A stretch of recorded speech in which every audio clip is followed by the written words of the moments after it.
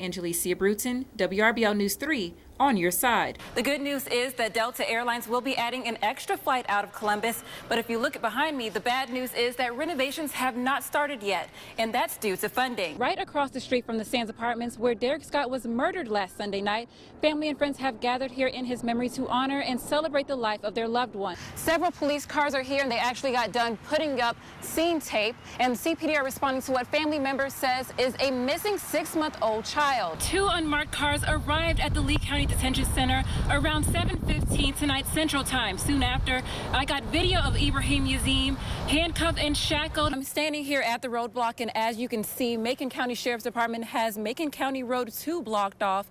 And just down this road is where this story takes another dramatic turn. The month-long search for 19-year-old Anaya Blanchard appears to have come to an end as human remains were found here yesterday morning. He says although it may be easy to focus on the devastation here in Beauregard, the outpour of love from the community is what shines through. Muskogee County Marshal's Office provides interactive sessions regarding gun safety with hands-on training on how to properly use your firearm.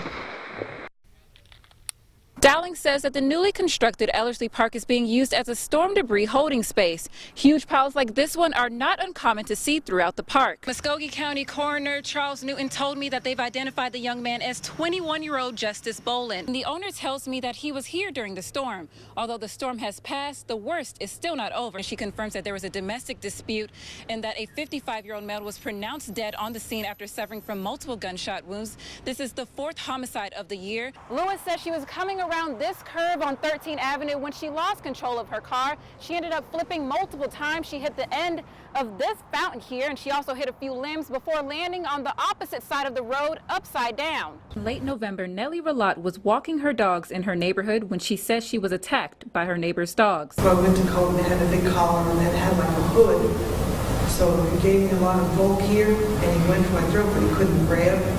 This is the male dog? Yeah. Okay. And then since he couldn't get for my throat, he started on my scalp. Nellie was transferred to Piedmont Columbus Regional, where she was treated for a broken wrist and minor face reconstruction. She was later transferred to Grady Memorial Hospital, where she spent a month going through countless surgeries. Relat says doctors say she will be having surgeries for at least a year. I don't have any more ears anymore. That's the one thing that upsets me the most. I don't have any ears. On both sides? Both sides. But this far, I got no place to put my glasses. The citations were for not having vaccination tags, proper restraints, and failure to have the dogs in the right pens. Evans initially told the judge that the male dog involved in the attack was considered vicious, and as the hearing progressed, she gave up consent to both dogs and stated that they both can be euthanized. I'm giving you permission to put them to sleep, but I don't want people to say they was just vicious because nobody knows the story of what happened but Miss Nellie and the dogs. The courts decided to merge the dog leash violation with the restraint violation. So in all, Evans was cited with 4 citations in order to pay $400, $100 for each charge. In Talbot County and on your side, Angelicia Bruton, WRBL News 3. Columbus Police, Fire, and EMS were all on the scene investigating a car accident on 13th Avenue and Warren Williams Road last week. On the way to work, she was giving me a ride, and after that, I guess the brakes just went out. In the car was Kyra Waller, Shaquita Lewis, and her 2 children, her 8-month-old son Rashad, and her 1-year-old daughter Karami. Lewis says she was coming around this curve on 13th Avenue when she lost control of her car. She ended up flipping multiple times. She hit the end of this fountain here, and she also hit a few limbs before landing on the opposite side of the road upside down. My babies were upside down, and everybody knows that after you've been upside down for so long, things can get real serious. I remember being upside down and hearing someone scream that they needed a knife. I couldn't get myself out of the seatbelt.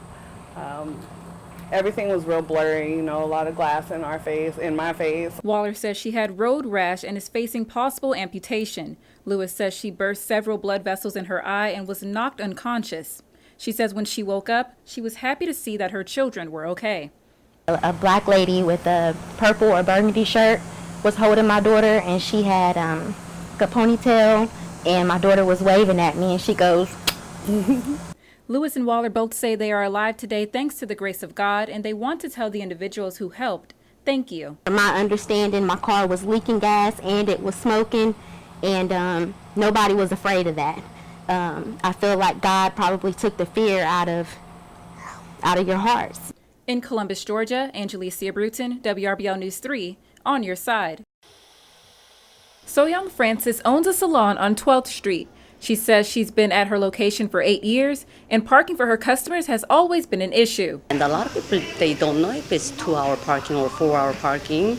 And next thing I know, they're getting tickets. Uptown parking is currently patrolled based on zone parking requirements with signage placed on each block stating how long a car is allowed to be parked in the area. Francis's salon is located in a 2-hour parking zone, and she says many of her services take longer than 2 hours. You know, we don't want to lose business because of that $40 parking ticket. So we just, a lot of times we'll try to take it off their service, especially there was new clients or we didn't know.